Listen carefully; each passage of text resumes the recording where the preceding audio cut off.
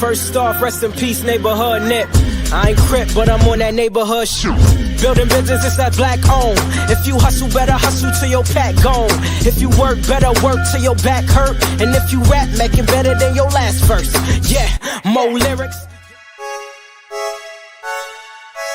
Stick and move, Javante AJ, El Presidente, Eddie Kane University. Hill gon' heal, regardless. You, Buchanan, Bethel High School, by way of 3-Man Weave, LLC. Michelle, producer, based over here. You can catch this wave from the Marlins to the Mariners. Doing things you can't believe. It's the 3-Man Weave. Yo, we are back again with another episode of the 3-Man Weave podcast, baby. I am one of your hosts, AJ. Who I got with me? It's your boy Hill. And Hill go Hill regardless, baby. Let's get it. Is it Hill or is it Fire Marshal Hill? That's off camera. We ain't gonna rehash that. But you ain't. Where can they find us? At your local fire department. Now you can catch us on all major podcast platforms, 3-Man Weave, Instagram, Twitter, 3-Man Weave _ You can email us at podcast.3.man.weave@gmail.com. And let's get it. And before we get started, just remember, kids, only you can prevent forest fires. All right. Oh man. That is hilarious. Take your time, my brother. Take your time, my brother. Hey, you know what? Now that I see that he here, matter of fact, we gonna slow walk this dog. Might as well. We ain't even gonna get to that one right now. We ain't even gonna get to that one right now. We gonna wait. Where you want to start at, good brother? The NFL coaching carousel is really going on, and it's different this year. And I don't think everybody has really been hip to the changes that has been going on. So. Yeah. Some of the changes that they have into the coaching window is like most of the time that you can't talk to these coaches that still their team is still in the playoff. You know, you can get your like for example, like the Seahawks and the Broncos when they had the bye week, their assistants was able to do Zoom meetings as well. But after that, you can't do an in-person meeting until your team is technically out of the playoff. Right. Or for example, like Jim Leonard, if the Broncos so happen to win, he is able to go to and do in-person interviews because he's only a lower level assistant, but he's not a coordinator. Right, so, position coach. Yeah, so he's able to go and do those during the bye week that they do have. So it has slow played a lot of these coaching hires and decisions for certain teams. Like a lot of teams need defensive coordinators, a lot of teams need offensive coordinators.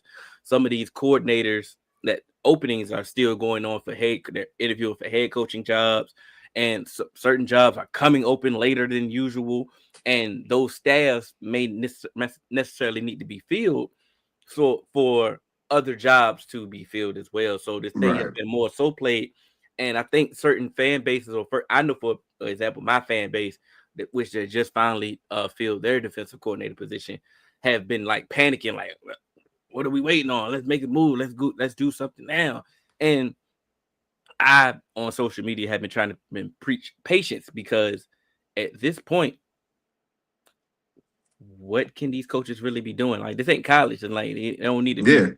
They ain't recruiting. They ain't hitting the road. They not trying to put no NIL together.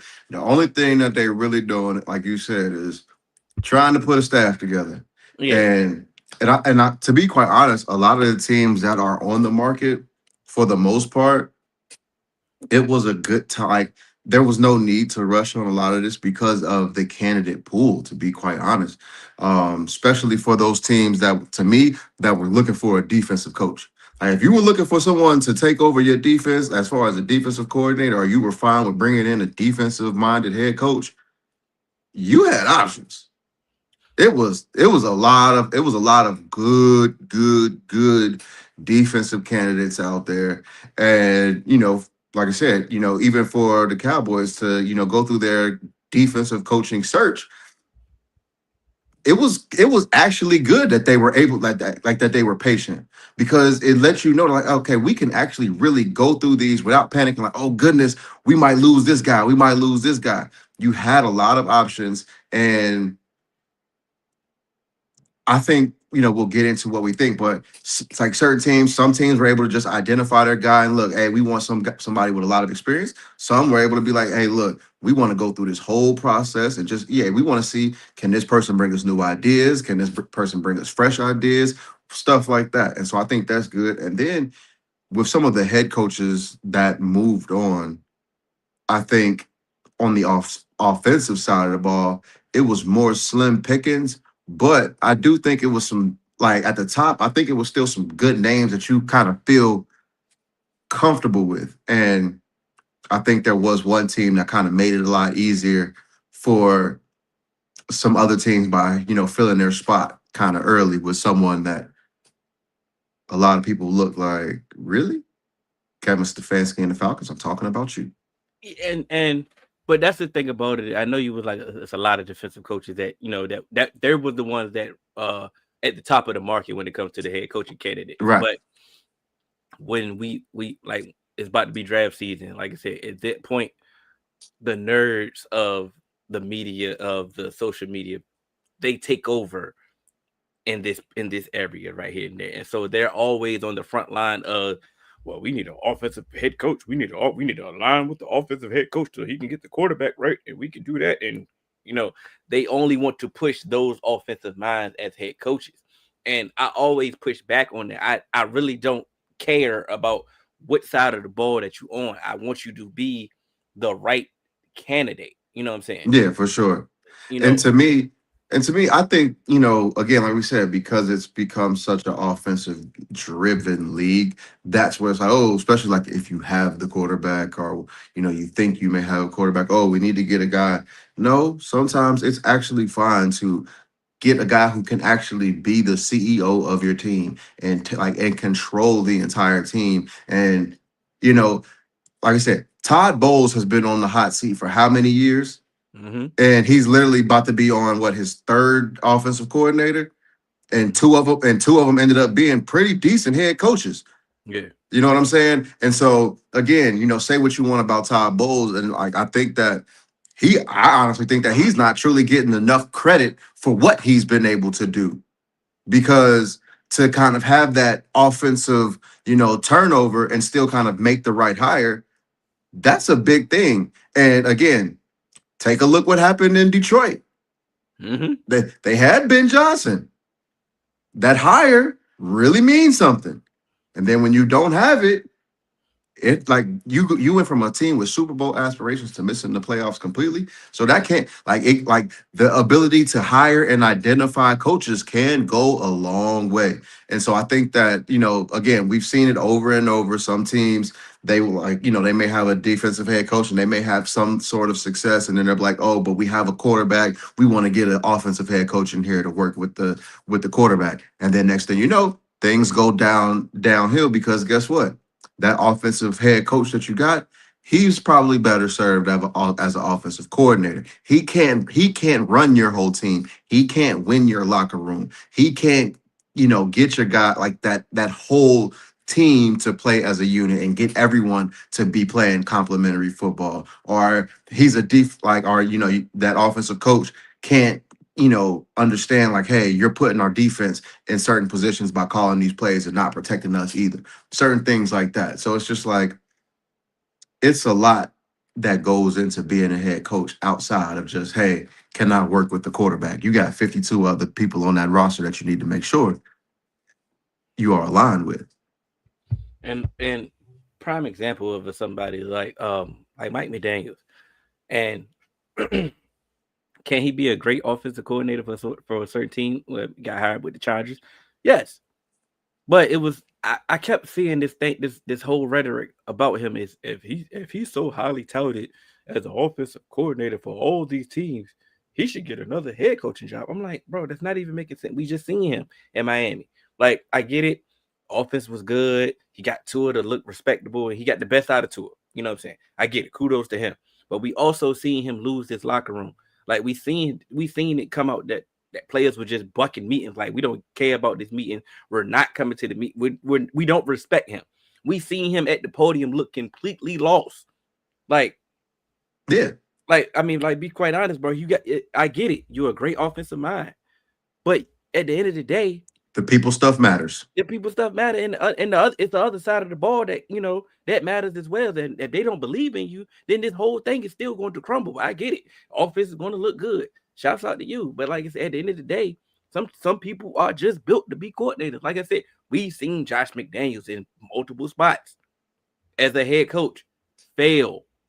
Yes, sir. But we've seen him multiple times as an offensive coordinator. Granted, on the same team, but hey, two different quarterbacks. Yep. hey, and he's looking legit again. Some people just coordinators, bro. Like, it's okay. And to take it a step further, boy, if KOC can find him a quarterback, because it looked like he got him a lifetime coordinator on the defense that can really, really give some people hell. And so again, like I said, that may not be by choice, but sometimes you get that. Hey, you keep getting raises. You may not get paid like a head coach, but you're gonna be comfortable. And guess what? You may not be you ain't the first one. You ain't the first one that they pointing the finger at when stuff go wrong. You don't have to answer a whole lot of questions. So, hey, yeah, you don't get paid as much, but job a little bit more cushy. You know what I'm saying? You get to be like, hey, I keep doing mine. Hey, you may not be getting paid as much, but you still getting paid. And the good thing about Flores, though, he also got to be a head coach. So that head coach money, like I said, once they fire you, you still get the rest of that. they still get the rest of that. So, like I said, it ain't like he never got to experience that. And I do think one of these days someone is going to give him an opportunity. I just think it's going to be a minute. But he's still young enough to continue doing what he's doing. Like, I can still play this game enough to, hey, okay, y'all gonna have to pay me at elite rate. And if y'all don't want to pay me, I can go on to somebody else that's going to pay me. Like, he has, like, I get it. He's got plenty of options. I want him to be a head coach. I get it. I hope he gets another opportunity. But if he don't, the way he just played it this offseason is the way he can continue to play it each time his contract is up. And he gonna mess around. He gonna mess around and outlast KOC if things go on. And guess what's gonna happen? They ain't gonna make nobody else the interim head coach but him. I thought that this season when I was watching it, I actually thought that he was going to get scapegoated. As weird as that sounds, because KOC is so beloved. You know what I'm saying? I felt like somebody gonna have to be the fall guy in this situation, but they still got the 9-8, didn't they? Like, and on the back of that defense, I don't want to lose this point because you brought it up when you brought up Todd Bowles. Yeah. If I'm him, I'm firing my agent. Yeah. Bro, the way the PR has been like on the forefront of this offseason with coaches, like when they hit the reports by some of these respected reporters like Ian Rappaport and Adam Schefter, Diana Rossini, like the way that their PR team and their agent teams is working for these coaches, bro. Like you just said, like Todd Bowles shouldn't. Like Todd Bowles really, he going to hot seat again and ain't gonna get another job again. Like he not gonna get another head coaching job again if he gets fired. Right. But we want to keep talking about, like I get, we had this in the group. It was a question in the group about Kevin Stefanski. Like, how did he get another job again? And everybody want to bring up, he's a 2-time coach of the year. I'm like, bro, it's a narrative award. Like, it's really not, it's not about who the best coach is. Like, prime example, Kyle Shanahan may not win this award again this year. But the way he played, I mean, the way that team looked and where they at, that's coach of the year. That's coach of the year material. Absolutely. Yeah. But like I said, it's other narrative based teams that, Like what? Like look at the job that Ben Johnson did. Like look at the job that Mike Vrabel did. Like some of these narrative based. It's a narrative based award because For sure. these teams was trash. Yeah. So I say that to say this. I'm like, bro, y'all keep throwing up that he's a 2-time coach of the year award. Award winning. It's like, okay, like I get it. Like that's like saying, oh, he went to the Pro Bowl. Like, okay, Yeah, man. all right. I get it. And once again, I don't even dislike Kevin Stefanski. It's but for the people It's that the ability to fail and go right back to it. and immediately like. Nah, I'm not going for that. Because, like I said, we won't take it there, but it's been plenty of coaches who will not get that opportunity to do that. Because technically, going from the Browns to the Falcons is upward mobility. Like that's a raise almost. Like that's a promotion. Yeah, but then like I said, on the flip side, like I said, we ain't gonna go there because we'll be here all night if we. But let's just go by the graphic right now. How we got it. I mean, some of these jobs have been filled already, so we can just go. Kevin Stefanski. Yeah, we can jump it in. Yeah. How you feel? How do you feel about him in Atlanta? I don't hate it, to be quite honest. I don't hate it because of the offense that he wants to run and what he has. He has a really good offensive line, like a great running back and a really good running back, and some wide receiver weapons. Mm-hmm. Like so, and that defense really started to give people hell. Towards the end of the season, we saw what they did to Josh Allen. Matter of fact, early on. So again, I think there is talent on that team. They have an opportunity to do something. They don't have their first round pick to kind of go after a quarterback, but again, I think there's options and things that they may be able to do kind of in free agency to maybe find them a stopgap. And of course, there's still Kirk there, so we'll see what happens there. But for what they do, even if I don't think he may be like, oh, the lifetime, like the coach that sticks around for 7 years and gets them somewhere. I actually think that this could be a coach that kind of gets them on the right track. Well, keeps them on the trajectory that they were on, if that makes sense. It do, and I am gonna give you the pushback. Of course, let's hear it. They was on the right track, right? But so for you to say I'm not coming at you, so that's why I changed it. Kind of said keeps them on the right track. I know, but for you to say that he's not going to be like technically like the long-term coach, I think that's the wrong decision. That's the wrong approach that they already made then. Yeah. Because that's why I say I didn't like it. I don't hate it though. I think the fall guy, like I said, unfortunately, I think Raheem should have got one more year. I'm just going to say that. Should have got one more year. But that's that other conversation that we can't get to. But they had an unorthodox method of team building. Yeah, is what I'm, and it just didn't work. Like I get the plan, I got everything that they was trying to do. It just didn't work. But this team didn't quit when they was eliminated. They was eliminated a while ago.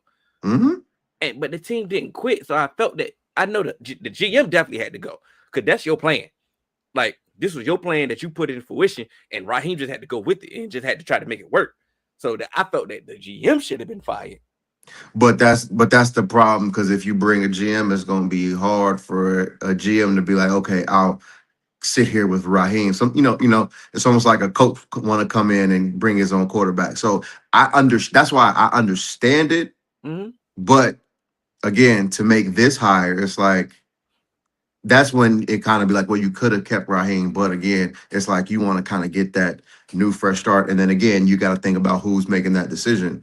It's a quarterback. So a quarterback, of course, comes in and he's gonna be like, oh, let's get. I find it very hard to believe that a former quarterback who has input on it and is a Falcons legend is gonna say, let's go with another defensive coach, especially when you had a defensive coach already in there. Because again, we've seen it before. They always try and go the opposite. Oh, well, not always, but a lot of times, we had a defensive coach. Let's get somebody in here for the offense and utilize these offensive weapons. Because again, sometimes when you have these defensive coaches, they play conservative. And so it's like, okay, we got Drake London, we got Kyle Pitts, we got Bijan. Let's open it up some more. So it's just like, okay, I get you, but. But for the reason that Matt Ryan is, like you said, quarterback. Of course, he's gonna go with an offensive guy. He should have been on the forefront of getting some of the Kubiak. I get it. Shanahan's are taken. Yeah, for sure. But you had your best season under that system. Exactly. You know what's crazy? I felt like this should have been a place for Mike McDaniel. As to do what? As a head coach. Like, I don't believe in him as a head coach right now to go in there. But if Stefanski can go from what he did with the Browns directly here, I don't see what with the way that this offense is constructed. Yeah. Why McDaniel couldn't get this job, especially because what he did with that running game down there in Miami. And so again, now you do that with Bijan, and then the way he schemes up the passing game and makes like I said, it's very Shanahan-esque where it's like, okay, I just need you to get the ball out on time. And guess what? If you can't, like, all the Shanahan gone, if you're not getting the Kubiak, all them coaches from that tree, they love Kirk Cousins. So at least you can start with the guy that they want. And again, like I said, I think that would have been okay. Hey, let's give it a shot. But I get what you're saying though. I get what you're saying too. But Stefanski, he ain't from that tree, but he like their cousin. You Yeah. know? So the run wide zone runs, all of that stuff. Yeah. So I get it. But man, I mean, shouts out to them. I mean, I have no ill will towards the Falcons. I hope it works. So say shouts out to them. Speaking of ill will, shouts out to the Giants, John Harbaugh. Now, when this domino fell, they definitely did what they were supposed to do to go get him. Like, this was the franchise that needed to do everything in their power to court him and make sure that he wants to be in New York, and it gives him everything to roll out the red carpet. And they did that. They made sure that he didn't get the maybe that he didn't go to Tennessee, or he didn't think about another team. It was reported that he wanted to go to Green Bay, blah blah blah, whatever. You made sure that this decision is easy for him. And shout out to them. And I like it. Like I said, I'm a fan of John Harbaugh for what he did in Baltimore. I believe he's going to add. They desperately have been needing stability since Tom Coughlin left. Right. And one thing about Harbaugh, what he's going to do, he's going to bring you stability. He's one of the best at identifying coaches and finding coaches, and he's going to bring credibility to what he's going to ask in New York. New York has pieces. New York had no business being as bad as they look this year with the pieces that they have. I get it. Neighbors got injured, and that definitely will deter, because he is the offense. Like, the offense revolves around him. These other, ancillary pieces they are not built to go up a peg. Yeah, nah. They are this. He's David Ruffin, and they are the Temptations. You know what I'm saying? But Jackson Dart did show some flashes. He definitely got to worry about staying healthy, and those concussions are definitely real. He was in a blue tent every game. Yeah, which is scary, because again, like, and it's not to the level of what we saw with Tua, but we seen that once those things started, that decision making started getting real cloudy, and it to me it seemed like those effects kind of made it gun shy. But who's to say he just ain't built like that and kind of got that white boy rage where it's like, hey, I ain't scared to take no hit. You know what I'm saying? So, maybe he won't get, for lack of a better word, gun shy. But I think that, like you said, this is a move that really brings stability. I think he is going to be that CEO type that this team needs. They need someone to right the ship. Joe Shane kept his job, but guess what? I don't report to you, big dog. So we're going to be in these meetings. It's going to be extremely collaborative, and we will right this ship together. And of course, I believe that this is what New York needed. Oh, for sure. This is like you said, they rolled out the red carpet because this is New York. This is someone that we know he's been under fire before. So he's going to be able to handle the New York media regardless of things are going good or bad, because he's been under the spotlight because he had expectations of winning, and he's been able to handle that. I know our guy Dane was saying this the moment that Dayball got fired. He's like, well, they need a big name. They need a big name. And I was giving him pushback when he kept saying that, because I was like, bro, y'all just need it. I'm like, just go get the right coach. Exactly. At the time, Harbaugh wasn't Right. available. He wasn't available, yes, sir. So once he became available, like I said, it was a no-brainer. And like I said, reported, like I said, he already brought in Todd Monken. We know the offense can work with Todd Monken. Like you said, he ain't going nowhere, because if they was going to hire him as the head coach, he would have got a job by now. You know, he's already older, so it is what it is. Now, his defensive coordinator hire is going to be key. Like, they have pieces on this defense. This defense is ready to rock. And the first, like, Shane Bowen was not it. I can't think of the other name, the dude that took over, but I think it's Bullen or something. Yeah. He got the defense to look like it was supposed to look. You know what I'm saying? Now, I don't know if he did a good enough job to retain that job, but the defensive coordinator hire is going to be key for any success that they want to have, because they got the pieces on offense. Like I said, Neighbors come back healthy. Mm-hmm. They got a running back Scatterbo. If he come back healthy, they got a two-headed monster that they can utilize in that backfield. They get this offensive line right. They got some pieces. You know what I'm saying? If I'm a New York Giant fan, I'm excited. Yeah, because this is something like you said. If this can just kind of get right back in the lane, take control of the car, that front forward, do what it's supposed to do. That's what that will make everything look so much better on your entire defense. If you can get somebody in there who really get that front forward doing what you think it's supposed to do.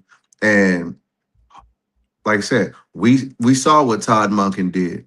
Jackson Dart in no way, shape, or form is a Lamar Jackson, but we know that he can put an offense together, and we know that, like you said, there's going to be some continuity there, because I don't believe that Todd Monken is going to be getting a head coaching job soon. And so we've seen Harbaugh with his coaches mid-season change an offense. So I believe that they are going to kind of, start working with Jackson Dart and doing some things where it's like, okay, this is what you do best. How can we help you? And so I think having that and not trying to fit what, like we've seen coaches do, fit a square peg into a round hole, this is going to help them. It's I don't see this as something where it's like, oh, this can go really, really bad. At minimum, I can see it being like, we need to try and see what happens when they get more talent in certain places. But I think that just even coming in, it gives them a baseline of like competency. That's what You have a baseline of competency. All right, on the graph, I know y'all see the graphic. We're gonna skip the Cardinals. We're gonna go right to Baltimore. They hired Jesse. Good. It is. Cookies and cream, you know what I'm saying? Oh yeah, that's the joint right there. Yeah. They hired Jesse Mentor. This was obviously, if you have one Raven fan, you suck color. I hold on. I know. What boy? Go handle your business, right? If you know any Raven fan,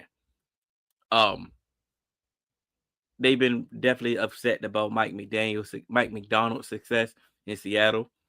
So, of course, you can't have him because he's in Seattle. Go get the next best thing. Jesse Mentor, somebody that was on the Ravens staff before, somebody that worked with the brother, Jim Harbaugh, somebody that's familiar with Baltimore, somebody that can bring stability once again with Baltimore. I know Baltimore doesn't need stability whatsoever, but Baltimore runs a certain way. And he has a defense that's good enough to easily be plug and play with the defensive pieces that they have. Of course, you can use an edge rusher as well. But it was a no-brainer hire, like I said. Jesse Mentor is one of those ones that should have gotten some interviews last year, taking one of the worst defenses and making them. I'm not sure if they went all the way to the top 10, but they went from last to credible for sure. And then this defense that he had, it was good not San Diego, in the Chargers. The thing here is the offensive coordinator hire is going to be very key. I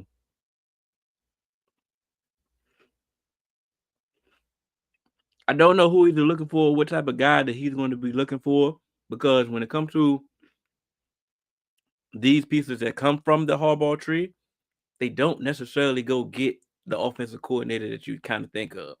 Like, prime example, when Mike McDonald first got to Seattle, he went and got the Washington offensive coordinator, Grubb, a pass happy guy. You would think in your mind that already doing a line with ideologies right then and there, and it didn't work. So boom, fast forward to the next year, he go get Clint Kubiak, and they're a match made in heaven.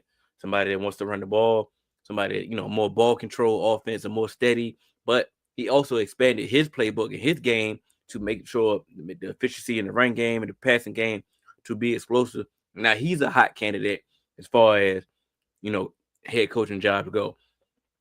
But it's a match made in heaven. So I would wonder if Jesse Mitchell would take a page out of that book and try to go find one of these candidates. Maybe if Mike LaFleur doesn't get the job in Arizona, maybe Mike LaFleur can be the offensive coordinator in Baltimore. Somebody that can align with what they want to do, defensively. Who you think should be the offensive coordinator in Baltimore, sir? So someone that I think that I would give a chance in Baltimore, I think you want to try and hit with maybe somebody young, because I think you want to try and get some of that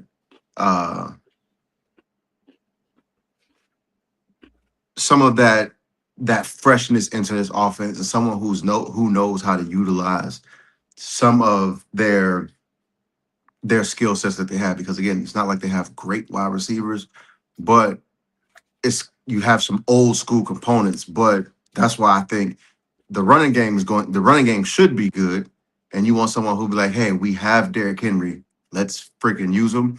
But you want to be able to get someone that's going to be able to get the Zay Flowers the ball, the whoever they decide to keep at tight end, because I believe likely might be gone. Mm-hmm. Yeah, so you want to kind of be able to try and get that design. You want someone to be able to kind of, I'm trying to think, who would I? Oh, I got my number one. Now I thought about it. Who you got? I'm keeping an eye on Joe Brady. Yeah, I would say, see what Joe Brady does. If you can't get someone, to leave their job, as far as someone on like KOC staff, I know they don't call plays, you know what I'm saying? But I would start to that's when I would have to start going for maybe a retread. See, somebody from the KOC staff would. Did you say LaFleur? I said Mike LaFleur. Okay. Because, well, Clay Kubiak has already said that he took himself out of the head coaching jobs, and he's just going to stay in San Francisco. So I would just assume that he's not going to take a lateral move since he was already getting head coaching jobs, doing what he's doing in San Francisco. So I don't have to take a lateral move to prove myself. I'm good. So I use Mike LaFleur as an example because he is getting the opportunity to try to get to the Arizona job. Yeah. But where is he even at? I think he's a free agent, because wasn't he on somebody's staff that got fired? That's what I was thinking too. Yeah, I think he's a free agent. Bro, I got to pull this up because it was throwing me up, because I might say I don't know if he was just one of this. I didn't even peep that he was some of the hot commodity to even get this job. Yeah. But let's see, who else can we do? He on the Rams doing something. He the offensive coordinator for the Rams. So what the hell is Scalisi? Passing game coordinator. That's why I forgot about LaFleur, because Scalisi been so hype. Well, shit. They need to look at Scalise too. Because I know Yeah. he might be the front runner for the Browns, but again, Yep. that's one of the ones. Hey, I go would. as a brother. That ain't the job you want to take as your first one, because that might be your last. Hugh Jackson is at Georgia Southern right now. I know he was with the Raiders, but after that, Mhm. certain people don't. Once you got that stank on you, no outcast. When Yeah. you got that stank on you, you're not getting it off. But And that Browns, we can transition the same way, but like I said, I'm on the phone with Joe Brady. yeah, Hey, you got a job, my brother. If the Buffalo Bills are stupid, we are transitioning to the Buffalo Bills. If they are stupid enough to mess this up, to me, this is my personal opinion. I think Joe Brady is one of the top offensive coordinators. Like you I get get full autonomy of the offense. It's yours. You the head coach of the offense, big dog. once again, it's one of those things of, do I want to go get offensive mind because I just had a defensive mind head coach? Do I want to go get it? No, you want to go get the best candidate. Who is left? Yeah. Who's left? Like I said, Mike Kafka, is he still out there? he is, because he didn't get retained from the Giants. He is out there. Do you think he fits with what Baltimore needs to do? Because I do, me personally, even though Todd Monken expanded the passing game and showed that Lamar was one of these elite passers as well, I think their bread and butter is still the running game. Absolutely. So me personally, I'm looking for somebody that has a great running game as well as the passing game.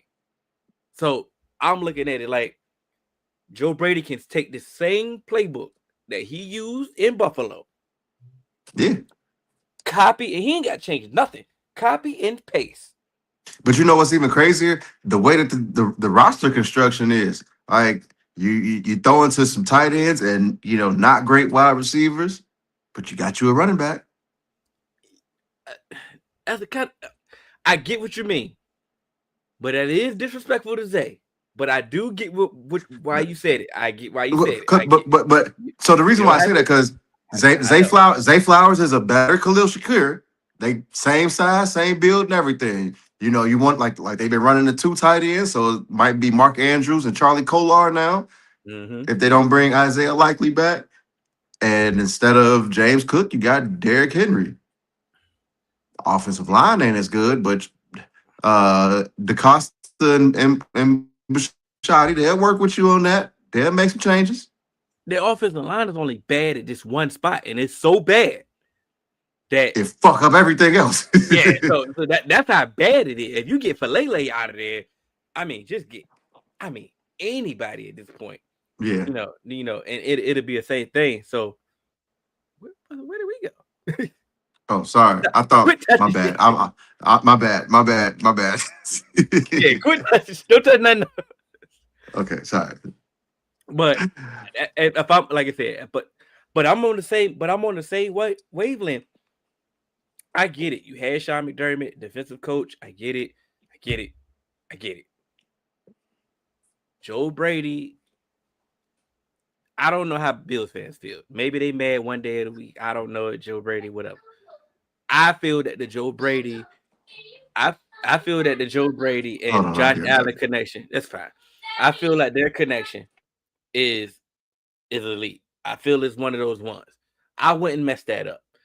I get it. I think Chris Shula was going to be. I thought Chris Shula was the front runner to get the Steelers job.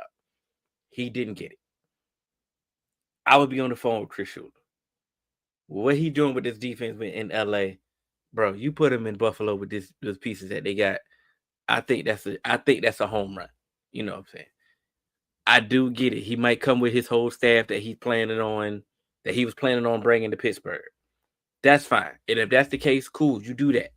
But I do think Chris Shula has, I think he the one. I wouldn't just look. I wouldn't bypass him to say, because we already had a defensive coach, we shouldn't go another route. Nah, I mean, I get it. You know, Clint Kubiak is another one. You put Clint Kubiak, you give Clint Kubiak's offense to Josh Allen, it could do some things as well. I mean, he's one of them ones. He's elite. We can run all the systems at this point. Like he's an elite quarterback, so he should be good.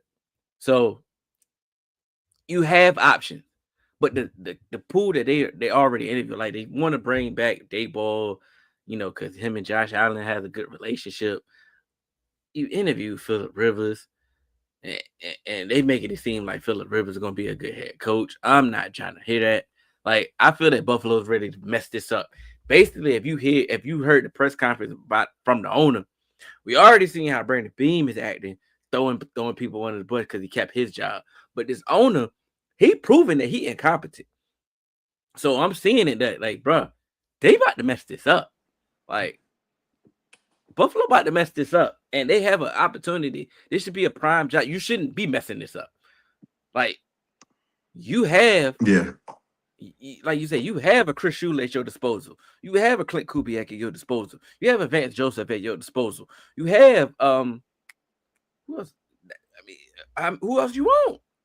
And you know what's crazy? Like now that you say like how incompetent Terry Pagula and Brandon Bean look, it looked like the whole time they should have been the first ones on the phone with Harbaugh trying to get some stability because y'all looking bad in the light. Like you blame McDermott, but they came out and you just put your foot in your mouth at every single turn.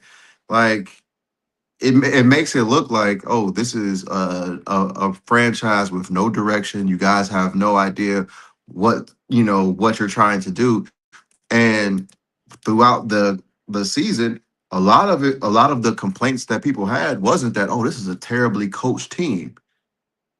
Everyone said this is a poorly constructed roster. Yes.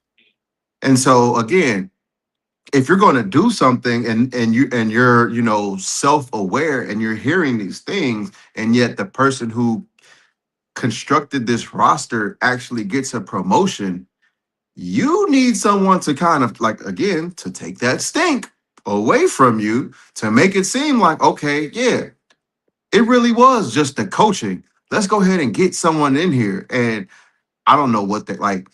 To me, this is one of those jobs that shouldn't have been open this long because it makes it seem like they don't have a plan. And I know McDermott just got fired.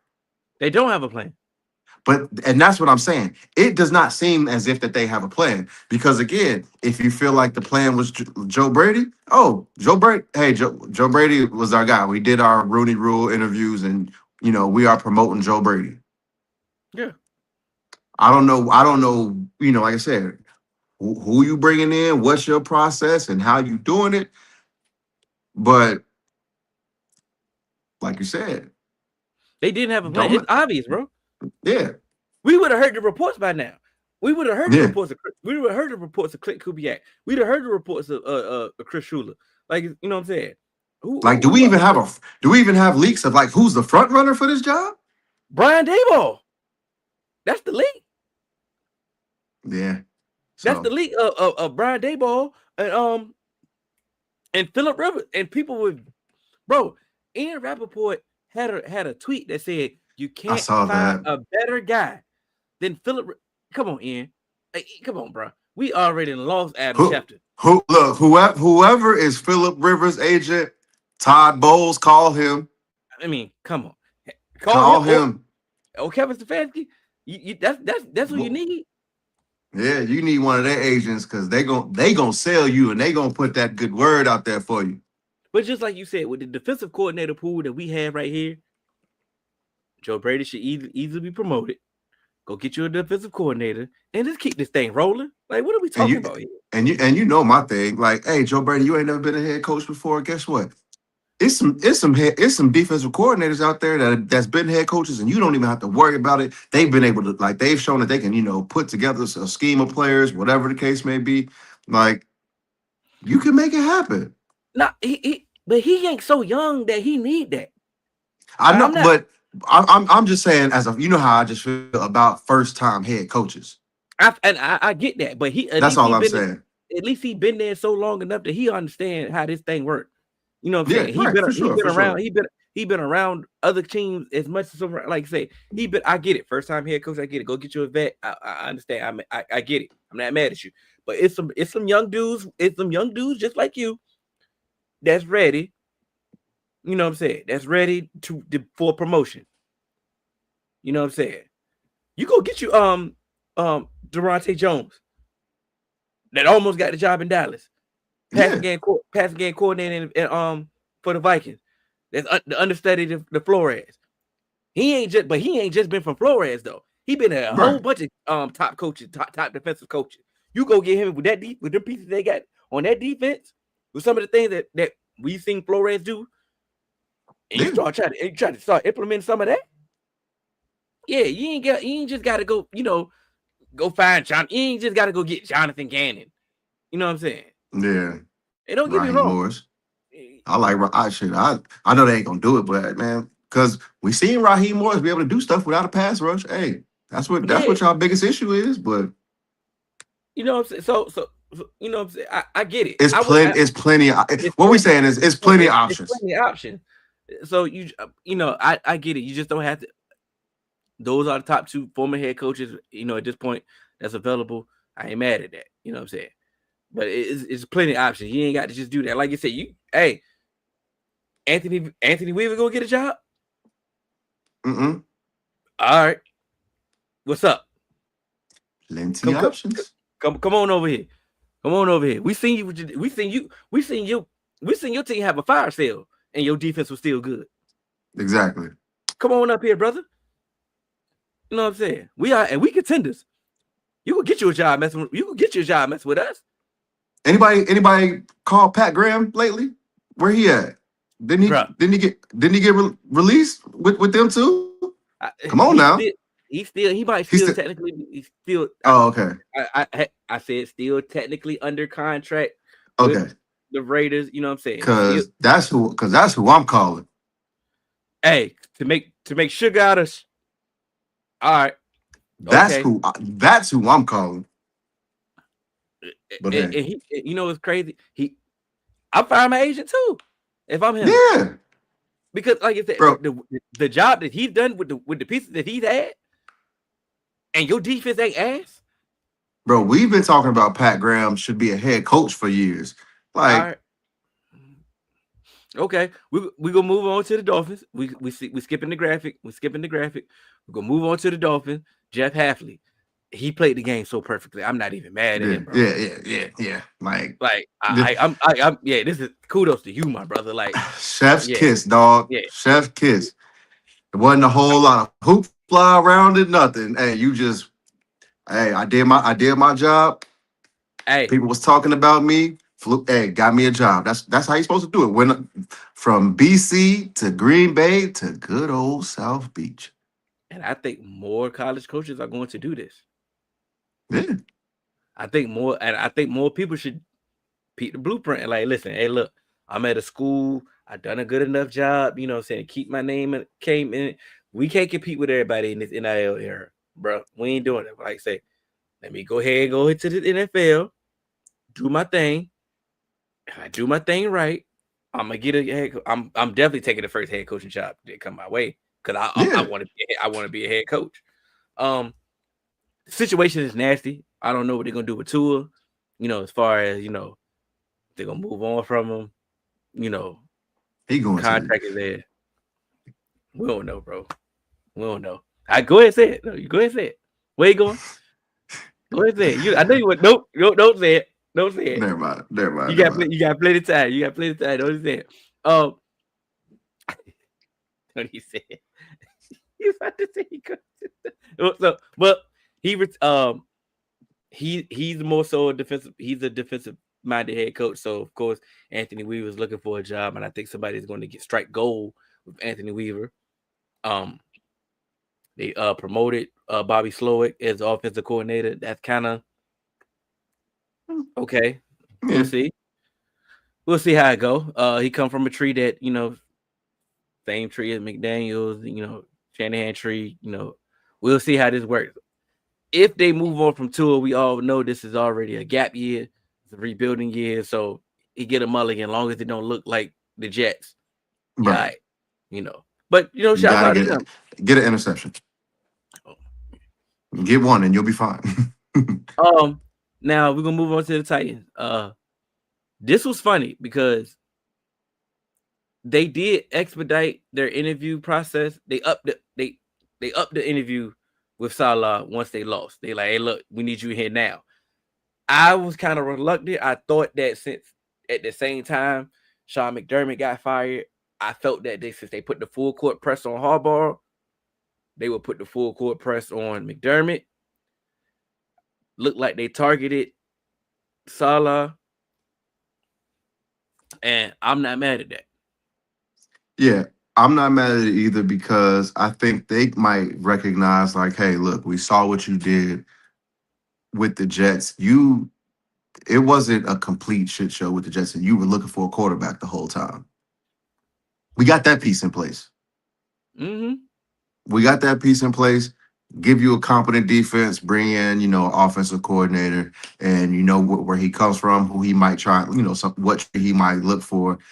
And it's like, all right, we can make something happen if we get a defense and we get Cam Ward some help.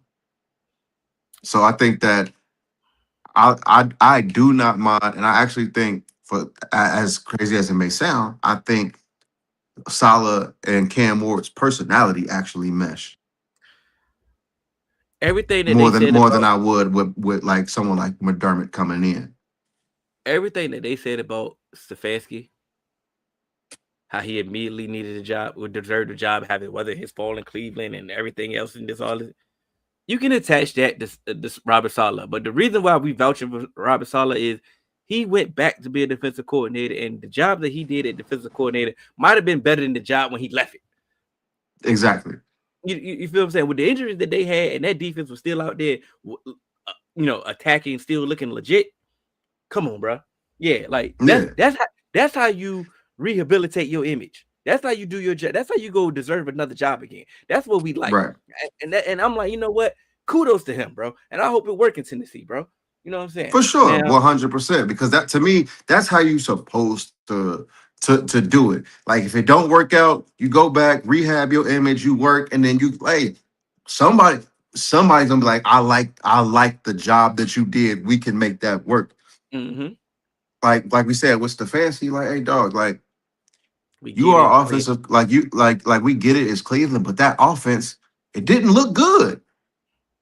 At times, because you didn't have a quarterback. Deshaun Watson was bad. Like you say, okay, like we can make the excuses for you, bro. I get it. Right, I'm we can not make, mad at you. yeah, for sure. But again, like, to me, if that's the case, and are we sure what quarterback you coming into? Because again, it's like, if you about to walk into the same problem, and yes, of course, like we said, they have better, things or like supporting cast around the quarterback position. But it's like,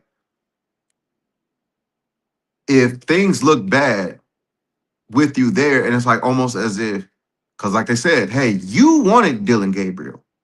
That was your guy. You wanted him. And I'm not even about to go into like all the other kind of like other shenanigans, but you wanted Dylan Gabriel. That's the guy that you picked. It didn't look good with him. And again, does that mean that you have issues identifying who can work for you? That's what I mean by that. Like, even if stuff doesn't look good, we've seen people go into situations and it's just like, oh, that's what you're doing, and then it looked decent. Tyler Shuck going to New Orleans, we was like, y'all sure? And it was like, okay. So it's been reported that Brian Daboll is the front runner for this job, but also he is interviewing for, the Buffalo job. I think he interviewed also for the Raiders job as well. So he's still interviewing for these head coaching jobs. Once again, we're gonna keep saying the same thing. He ain't doing good enough job to immediately get a job again. Right. Now, once again, if he go be an offensive coordinator and that offense is legit, we can say, hey, bro, you had Daniel Jones. It didn't work out, bro. You went out there, you tried to get Russell Wilson out there again, bro. It didn't work out. You know what I'm saying? Jackson Dart had a concussion every time he played. It didn't work out. We get it. It was New York. It wasn't your fault. You know what I'm saying? We can say that for you. As we see Right. you do, we can see you doing a good job again as an offensive coordinator. But what we can't do is immediately vouch for you to go get another job. Like, that's what I can't do. But shout out to Robert Saleh in Tennessee. You know what I'm saying? I hope you know what I'm saying? Hope it works out for you. Hope it works Yeah, out for for sure. you. The Pittsburgh Steelers. Oh man.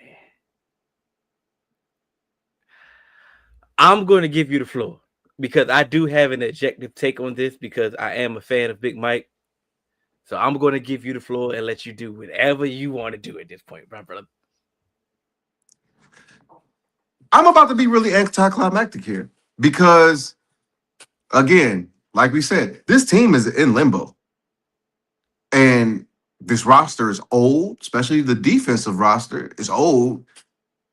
Say what you want about, we know that this, they've only had 3 coaches in the last, 177 years since football was invented, blah, blah, blah. Stability, they're going to give you a chance. Hey, you brought someone in, like, to me, this is on not the same scale, but kind of what I believe that we thought that Pete Carroll hire and the Raiders was going to be, where it's going to be like, you know what? This job, like truly, when you look at this roster ain't attractive. It's not attractive. The players that they have, it ain't attractive. Yes, it's the Steelers, but this shit ain't no attractive job. Let him cook. It's not. It like this is not a job where somebody gonna be like, oh yeah, I can come in there and work with that. And another thing that we always say, you don't want to be the next one after a legend. And say what you want, because you've only had 3 head coaches, you're technically following a legend. And guess what? We've seen what happened when they've only gone 9-8, 10-7. That start getting you fired. You come in there and then you have a 5-12 season on your first go around. Mm-hmm. And then that puts the pressure even more on you in that second time around. And there we go. Because this roster is so bad and the things that they've been doing, they haven't been like this organization doesn't know how to do, they haven't been able to do retool. Because the way that they've been playing and the stability that they had, they could never do a reset. So they've always just been retooling. And everybody that they picked to retool was just okay. Never good enough to send them over the hump. So again, you bring in Big Mike, someone who knows, hey, they've been through the ringer, they've done it all. If anything that he does positively, it's a plus. If this whole team regresses, you get to do a little reset. And people don't really gotta mess up their career. But again, this wasn't no attractive job. I don't think that this is one of those places that you was about to get one of these high-profile coaches. It wasn't as good as it looked. This wasn't Baltimore. You're not walking in with a 2-time MVP quarterback. You're not walking in with a quarterback that people think like, oh, I could do something with that. Your best bet is trying to lure Aaron Rodgers back. Are we gonna give Will Howard a shot? We've seen a whole bunch of quarterbacks already saying, hey, I'm going back to school, big dog. So now the quarterbacks in this draft is slim pickings. This might be one of them drafts. Hey, you need to just start trading back, acquiring future assets to get a lot more mobility for the next years. And you might want, like, they're not going to do it, but this is a year. Hey, you need to get younger. You need to get younger because you got Cam Hayward, you got T.J. Watt, Alex Highsmith ain't old, but you know what I'm saying? It like you got some like your key pieces on the defense are probably Alex Smith, Joey Porter Jr. You need to find some weapons for offense. Yeah, you got Freiermuth, but Is he someone that they go like McCarthy's gonna make a focal point? Is this who you want to build the offense around? Like, what offensive centerpieces do you have? I don't even think you can say, "Oh, we got a top 10 offensive line, so we can get some people behind there and just and push people around." No, this is not an attractive job. So no, I think that Mike McCarthy was probably the best that they could have done, to be quite honest. If we being honest. So people saying like, "Oh, like wow, this was such a stupid hire." Beggars can't be choosers. If a lot of people like, yeah, I can ask Sylvia Freeman to the prom, but if she tell me no, hey, I got to bring it down a little bit. I'm shooting a little bit too high. You feel me? I don't got a whole lot to offer. You finish? I'll let you finish. Your turn, my guy. The part that I disagree with you about, hold on, before I say that, because it sounds like I'm about to argue with you, and I'm not. Everything that you said is true. It's true. I really don't have an issue with anything that you said. The only thing I do have an issue with what you said was about the attractiveness to this job. I disagree with that point because before they hired Mike McCarthy, they only had 3 head coaches, and they were all young, and they were giving the opportunity to flourish, right or wrong. You know what I'm saying? Absolutely. So if I'm a young coach, I know I got 20 years in me. You know what I'm saying? They gonna give me the rope to have the least to have 20 years. So that's just it's stability, right? So the reservations that you have about the roster and the team and all that is null and void to me, because I know that I have the stability of the front office to get this thing right. I would think that. That's all I'm saying. Yeah, no, I would think that. I get you. So for that aspect, but here's the thing. I think this was a shrewd move. Now, me personally, I thought the best candidate before everything went about. I thought Mike McCarthy was the best candidate for Tennessee. And the reason why anybody asked me, I said stability. He's going to get you back on the right track. Tennessee needed to get back on the right track. They've been, since Vrabel left, the GM been trash. Brian Callahan was a miss. This thing looked kind of nasty. Yeah. Mike McCarthy would bring credibility and get this thing right back on the path that it needs to be on, and then you can go do what you got to do, right? Yep. That's why I believe that he's hired. First off, he got a bad agent. He had a bad agent for the longest. His PR team is nasty, because there's no way that people should be looking at Sean Payton with, Sean Payton way up here, and Mike McCarthy's down here, and Mike McCarthy just some peon, and their resumes is identical. Yep. Same thing we were saying with Mike McCarthy when he got hired in Dallas and Mike Tomlin. It was like, bro, they look at Tomlin like the greatest ever, and they talk about you like you are a failure. Exactly. So you got bad PR, right? Yeah, for sure. So now they about to use you. They about to use you as a pawn, because at the same time, when I said this young coach had stability, he may not be able to withstand this fan base. This fan base ain't never lost. Yeah. I don't know if this fan base. I'm 38. I can't recall the Steelers having a top 10 pick of their own my entire life. I can't recall that.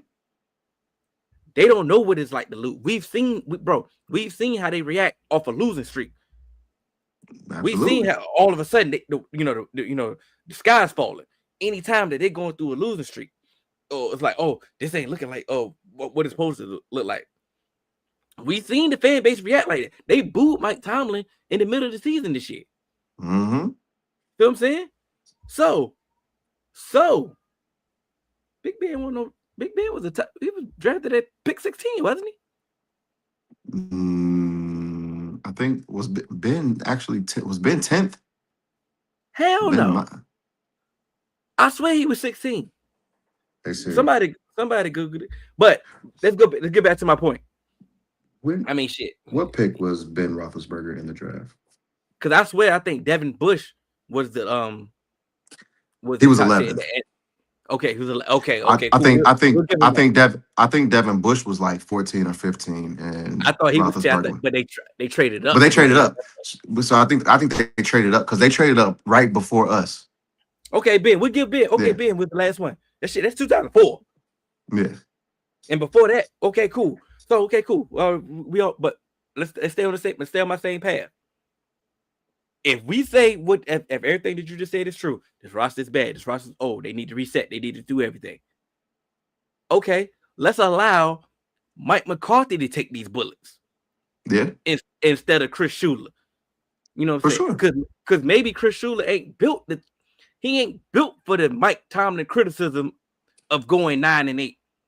Yeah. Maybe this young coach that we just find, because we always talk about the players is young and this new era of players is sensitive and all this stuff. Maybe this next young coach that they wanted to go get was not built for this scrutiny of this team going 5-12.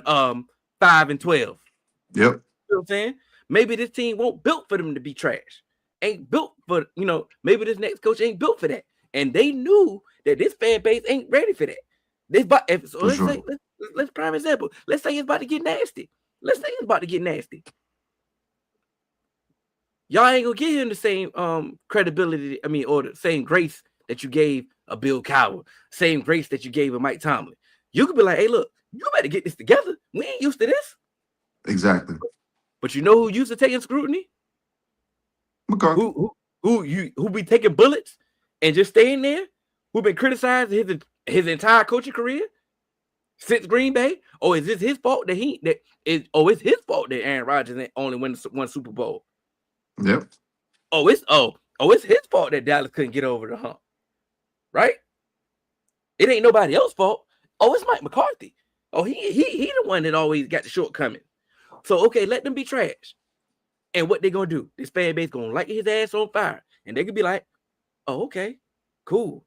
But they got a lot of draft capital. They got a lot of ways to easily reset and retool and to do some things. They can do this thing, right? They can do They can do this thing organically.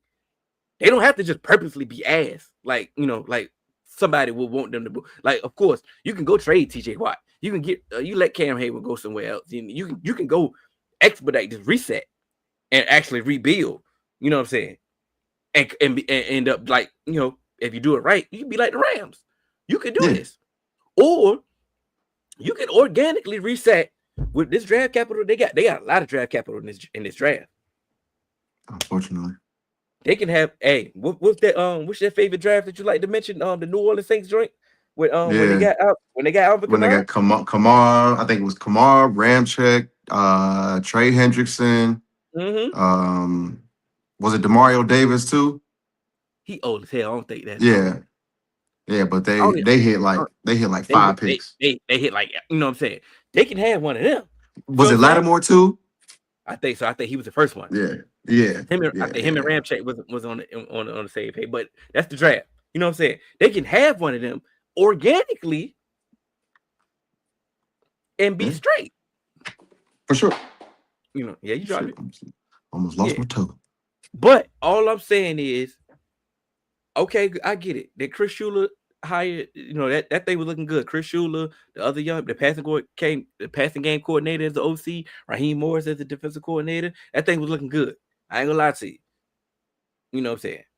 But like I got Curtis said, they don't want to rebuild. They could be looking at this roster like, hey, listen, we all right. We a couple bounces away from it ain't. They could be. We know that's how these NFL teams be looking at their roster when you have winning season. So we know that's why they're looking at their team. Like, we don't need to rebuild because we went this and this. Like our roster has.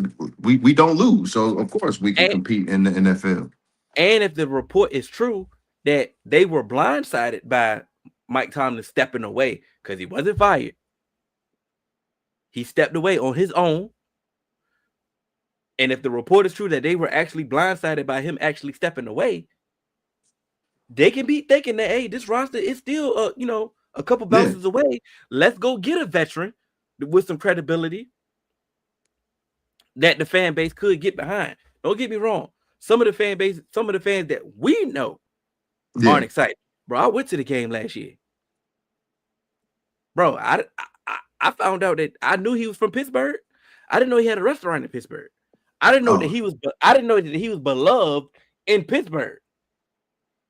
Oh yeah, buddy said I'm home.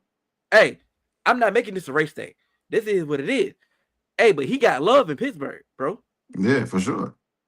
So when he got interviewed, and hey, you was in the group. I told Marcus, I said, hey, look, don't dismiss this interview. Yeah, he got love in Pittsburgh. So, like I said, our bubble of our algorithm tells us one thing. Their algorithm could tell them a whole different thing. For sure. Hey, take that for what you want. You know what I'm saying? All I'm saying is, at the end of the day, Mike not no bad coach. We can say what you want about Mike. Like I know he got bad PR. He got staked for some reason because the media portrays it a different way. Mike ain't no bad coach. You know what I'm saying? And the season that they've been having, I get it. Y'all can say it. We have conversation with Steelers fans. Y'all can say that y'all want to rebuild and y'all want to reset. Y'all can say it. Y'all not built for this, bro. Y'all not built for it. Y'all not built for it as season. I get it. It sounds good in theory. Y'all ain't never lived it. It's because that shit is not fun. It's a long season, and the off season is even longer. Yeah, like I get it. I know you look around the league and you see all these other teams and they, how they reset and rebuild and all that, how they want to do it, and that you would think that this is, it's a copycat league. You think this would be the best path for you? I get it. At the end of the day, they ain't y'all. Some people know their fan base, bro. Y'all ain't built. And another thing I'll say is, just because you tank, don't mean it get better. Don't mean it turn around. Bro. Let's use the Vikings. The Vikings did exactly what the media, these nerds, these analytical nerds, they did exactly what they wanted them to do. They moved on from Kurt, drafted a young quarterback, went and used that money that they saved with Kurt on the defense. You know what I'm saying? And what happened? JJ McCarthy out here being memed every week. You feel what I'm saying? And they lucky to have Brian Flores as a defensive coordinator, because what they spent the money on that defense. Defense, the players ain't really that good. They be in the right spot. Like I said, I talk about it all the time. Like I said, I talk about the process and the results. You can do everything you can do everything right. Shit, I'll take it to my team. From the looks of it, the way that they built the offense and drafted young on the defense, the process was right. Mm-hmm.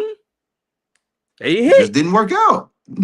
Nobody hit. Well, I can't say nobody anymore, but because DJ Turner. But like at that point in time, I was like, nobody hit. Every draft pick mixed, everyone. Mm-hmm. And so just because you think like, oh, we want to get younger, we want to get some draft picks in here, we want to tank. That shit don't always work. And like I said, man, I get it, and I do disagree about them being so damn old. Like they ain't so old that they ain't functionable. Like I disagree. You know what I'm saying? I think that a good defensive coordinator can come and make this whole defense work, make it better. Like I said, Cam Hayward is still balling. We know what TJ Watt is, bro. Jalen Ramsey is giving you good old football at times if he's in the right position. You know what I'm saying? Yeah. Joey Porter is out. Joey Porter is on the come of pause of Wolf. Yeah, that was egregious. It was. But Joey Porter, I'm not saying he about to be one of the ones, but that tier under there, you can't get out of there. You can't get out of there without mentioning them.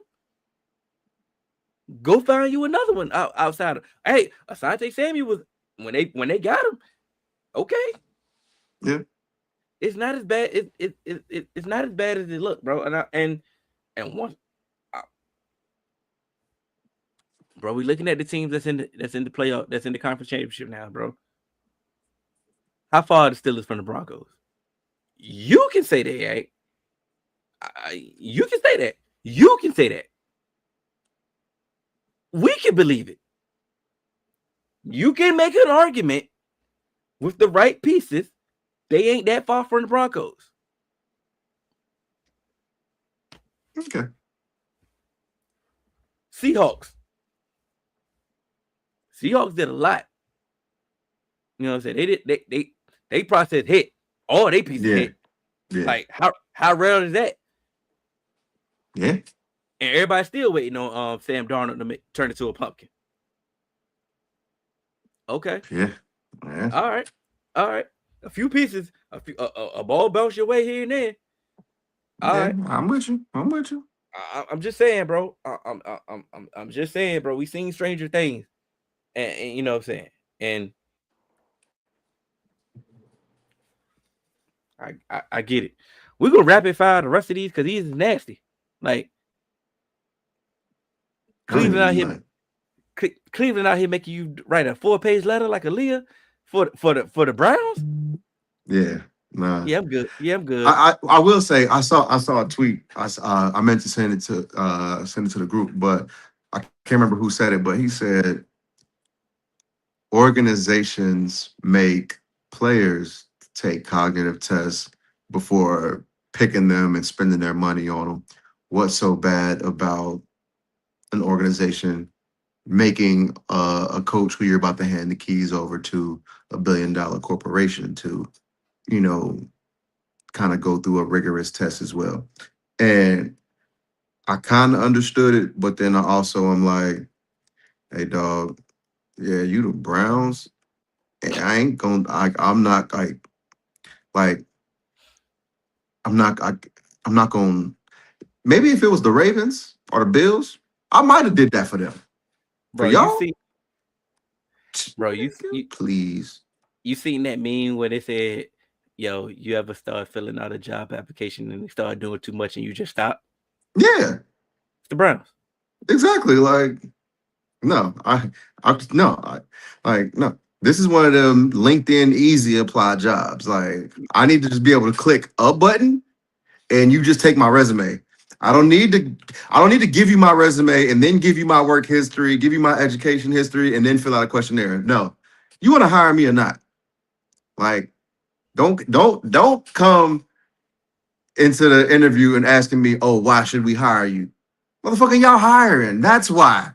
That's why you should hire me. Like, y'all need somebody. I go back to coordinating the Jacksonville Jaguars. What are you talking about? Like, I'm cool. I don't need to do that. Like, I don't need this, but I seen the sign. I figured, hey, look, I could use a raise, but I'm cool where I'm at. Yeah. Nah, we don't got to spend this much time on. I don't even care about the candidates. Like, until like at first I was low key kind of worried, but then they start doing this. I'm like, oh, okay, yeah, shut me right the hell up. This is one of those jobs that they definitely should go ahead and give it to Jim Schwartz and just, figure it out. Like, what are we waiting? Like, figure it out afterward. Like, what are we waiting on? Yeah. Like, keep your defense good. Like, and Jim Schwartz is funny to me because it's like, bro, I don't really have to stay here either. Like, but okay, if that's what you want to do, hey, I am. Yeah, because the Cardinals put out their candidates, and it was Vance Joseph was one of them. Mike LaFleur was the other one, and I think it's the guy from the offensive coordinator from the Jags, the young guy, as well. I did hear a report. I can quote it. Athletic Football Show. I think it was Connor Orr from Monday Morning Quarterback. He was thinking about it. He was speaking of it when Vance was the defensive coordinator for the Cardinals when he was under Cliff Kingsbury. He was basically the head coach at the time there anyway. So it's like, it makes sense. The only, like I said, this is a nasty job, bro. These jobs that we're talking about here now, it's like, I don't know if we want to, like. And that's why I think Vance Joseph go get this job. Yeah. But you know what's crazy? I'm kind of thinking that he's not. Even though only reason I said that because Jim Leonard was another top defensive coordinator candidate. Now, Green Bay came open, and that's one of his dream jobs because he's from Wisconsin. Mm-hmm. So it made sense for him to just go ahead and just go take his dream. I think his wife still lives in Wisconsin. You know, he's a Wisconsin legend. Like, go home. You know what I'm saying? Mm-hmm. But if your aspirations is actually to eventually be a head coach, then why wouldn't you just stay in Denver? You know, Vance about to leave. You know, got proof of concept already. Yeah. You know, it just makes sense. So that's why I was kind of worried. I'm like, I don't really think Vance is getting the job. And on top of that, they still playing. Like, yeah. When we about to get to the conference championship games, like, what if they win? You mean to tell me y'all about to wait another week for Vance Joseph? No, I don't think so. I don't think y'all gonna do that. Yeah, but I also think some of these other jobs, like the way that things set up, a lot of these other jobs ain't really necessarily like gonna be taking people that they're gonna be looking for. You get what I'm saying? I don't know. You don't. Yeah, you don't know. You don't know. No. Like for. I don't know these people's mindset. Yeah. Like if I'm Chris Shula, I could wait it out. Right. Because I got enough confidence in the general manager that's gonna give me some good pieces again. I'm gonna have a good defense. I'm gonna do another good job. You know what I'm saying? Because that's what I kind of mean. Like, I don't think some of these other jobs are gonna like fill up so crazy where it's like the Cardinals gonna be like, oh no, we gotta hurry up and make our, our hire. So waiting another week, like we in the conference championship weekend. When did Gannon get fired? Like, yeah, why why rush now? Like I don't feel like they in. So yeah, Broncos win again. So what? I don't think they was never rushing. I think the job is just ass. Like people know this. Like, So that's kind of my point. But I'm going through the candidates that's really left though. Like if I'm Clint Kubiak, bro, I think I'm about to take the first job that's offered to me. How much do you believe in Sam Darnold? Is what I'm saying. Because if he turns into, but I'm gonna be negative it. Because if next season, let's say y'all win the Super Bowl, all right, fuck it, you say y'all win the Super Bowl, cool, right? And next season he's bad. How are you a hot candidate now at this point, right? So here's why I think that changed, because Sam Darnold has the stink on him. Clint Kubiak is going to still be able to get you got a Super Bowl with Sam Darnold. Kevin Stefanski had the two-time coach of the year that buoyed him and got him in there. So Clint Kubiak, he's going to be able to be like, hey dog, I went a whole season without Sam Darnold turning into the pumpkin, and we got to a Super Bowl. Sam Darnold became Sam Darnold, but he can be able to say like, hey, it's Sam Darnold. You know what I'm saying? Like, y'all love KOC and you seen what happened. I was able to get it to that next step. You see what I'm saying? So that's why I don't think Clint Kubiak needed to take the first thing. I like Clint Kubiak getting to NFC Championship weekend. I don't think that he needs to be worried, even if Sam Darnold turned into a pumpkin this weekend. I don't think he need to just jump at the very next thing. You was upstairs, and I did say if Clint Kubiak got the Buffalo job, then I'm cool with that too. I'm not. Oh shit. Shit. So I'm saying okay. So, but okay. If I'm Mike LaFleur though, am I taking the job that I'm going to say yes again. That I may say possibly you might jump at. You got fired from New York. We know why you got fired. It was Fugazi. I get it. You got fired out of New York, right? Right. They gave you a mulligan. They got the residue off you. They got you, put you with McVay. Now you got that McVay juice on you now, right? Right. But also the passing game coordinator is looking like he the man. Or he getting more praise than you. Exactly. And that's why I say he might take it, because now we see what Scalisi is looking like, and people are going to be like, okay.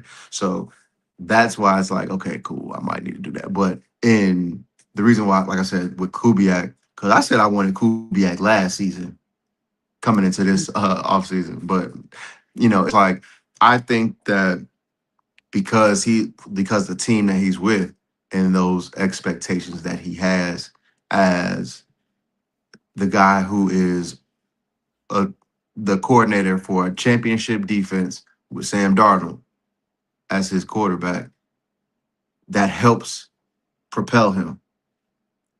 With Scalisi, it's like he's hot. He's the passing game coordinator. We see what they're doing, but those designs, and LaFleur is kind of getting lost in the shuffle, because it's like, yeah, dog, but you got fired from New York.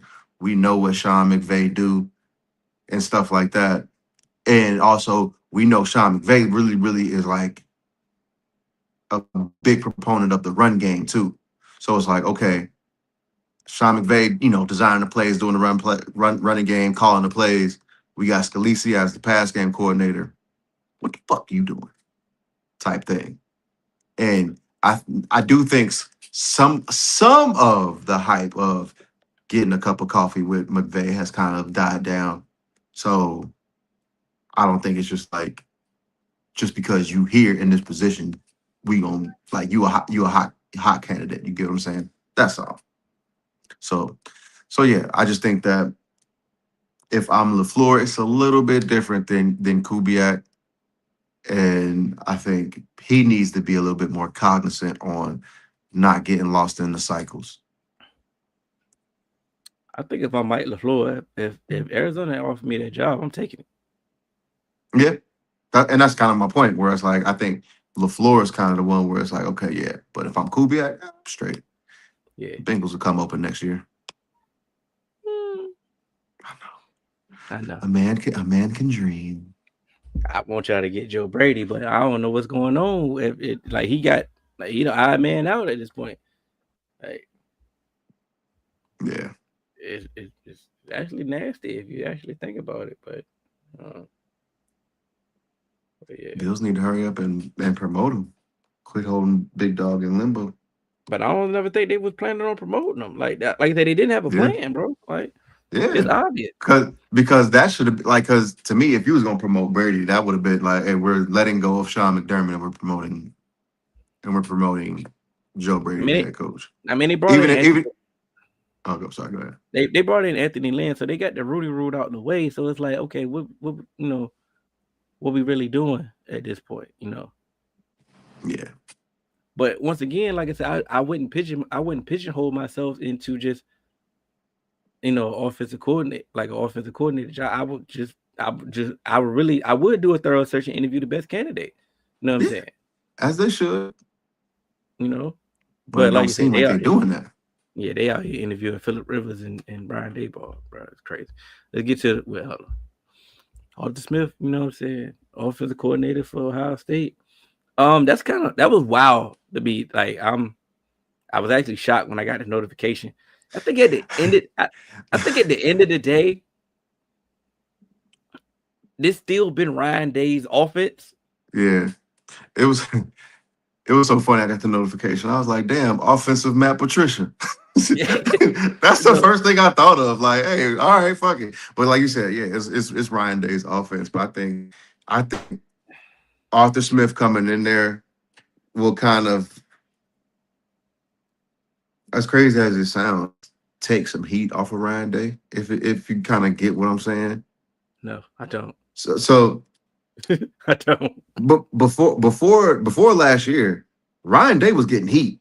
Oh, yeah. So that's what I mean. Where it's like Ryan Day was getting heat. Where it's just like, oh, bro, like this is your offense.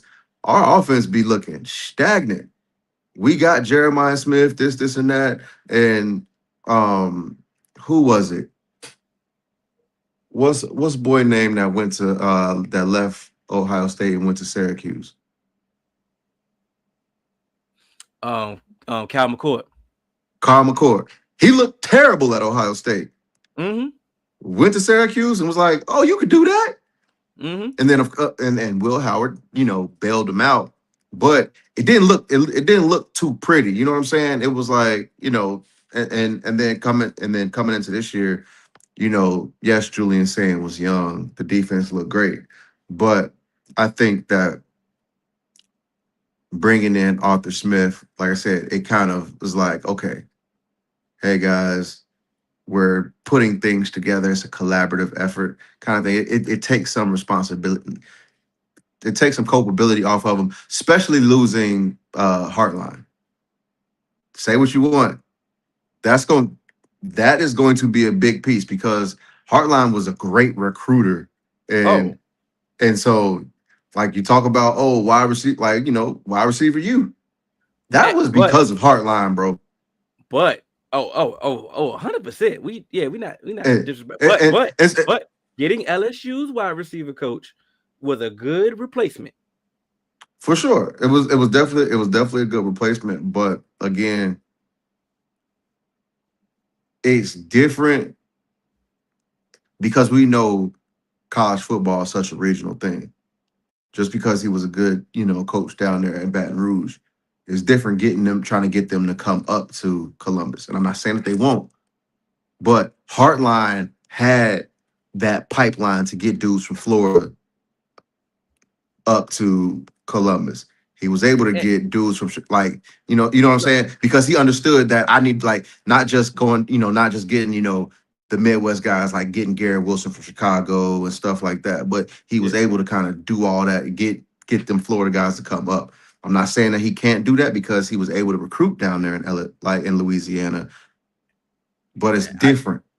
I know what you're saying. I know what you're saying, but I don't want to talk about this as like we fired Hotline or something like that. Hotline was Oh, no, no, promoted. no, no. Well, Yeah, no, I know. I get what you're saying. yeah. Hotline was promoted, well deserved. He got a head coaching job. It was well deserved.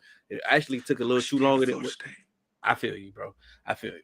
So shouts out to him. But I think the way to bounce back was the way that they did, and for that aspect, you get Yeah, somebody else from they argue about wide receiver. I get it. It's regional. You know what I'm saying? I get it. So now you got to expand your horizon.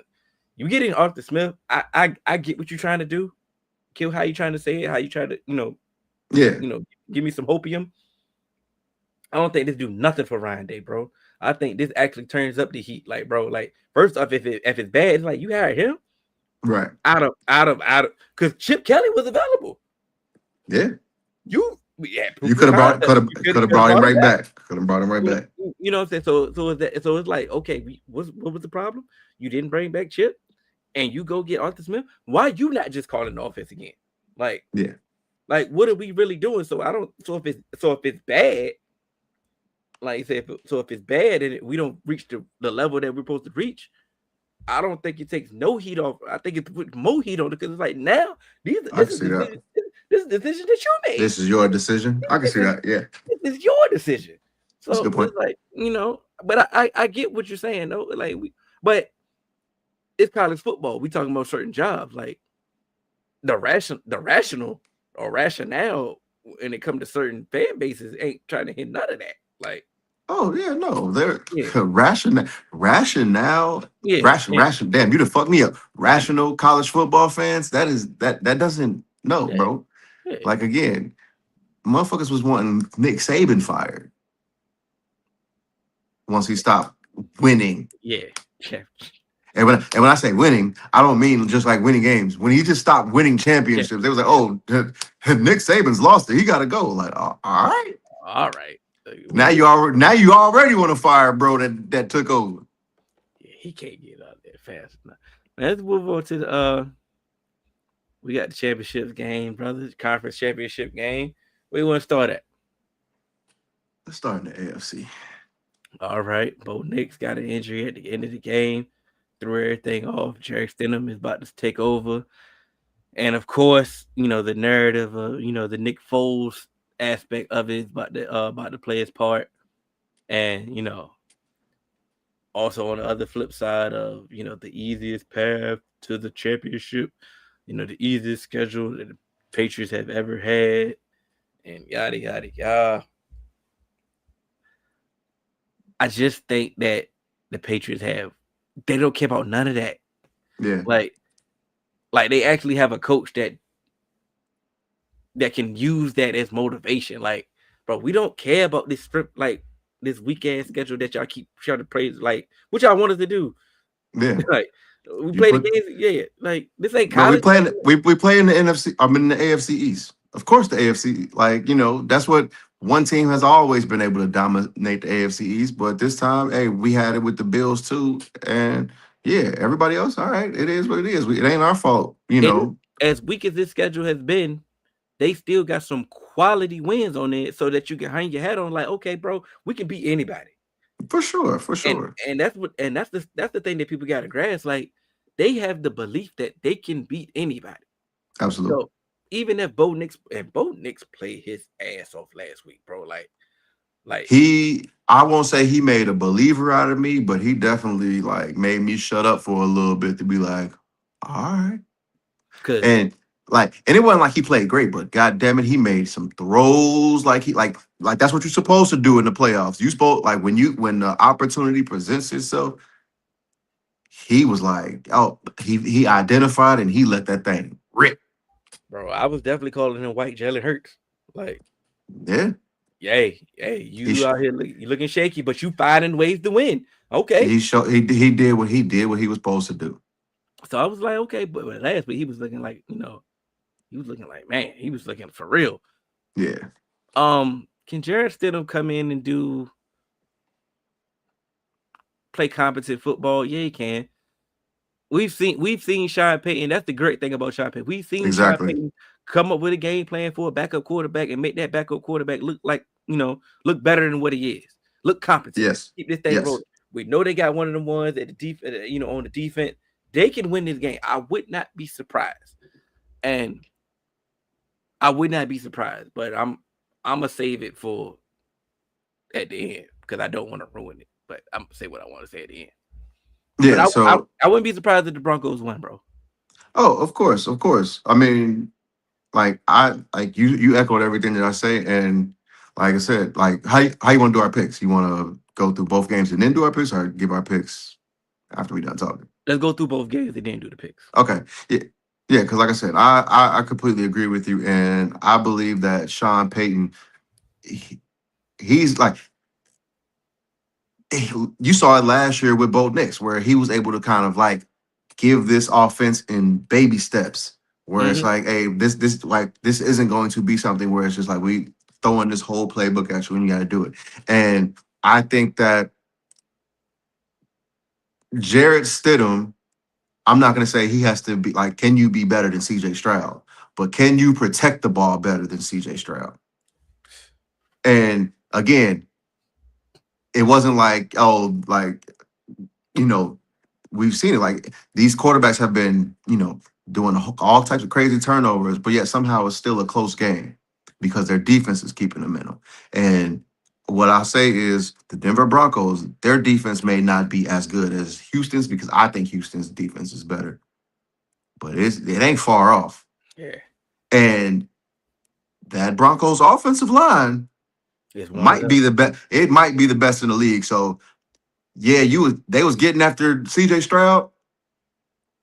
It ain't gonna be it ain't gonna be that easy this time around. And so it not being that easy, they can make it tough on you. So, like I said, this is one of those games, like you said, the Broncos, they're not dead in the water because they got a backup quarterback in the slightest. Yeah. So let's move on to the NFC, and we got another divisional rival game in the conference championship game. They've had some wars, man. The Rams, they are. I'm gonna just keep saying they are Sam Darnold's kryptonite. Like Yes. they really make him look like everybody thinks. Sam Darnold. They They make him make him look look like Sam Darnold.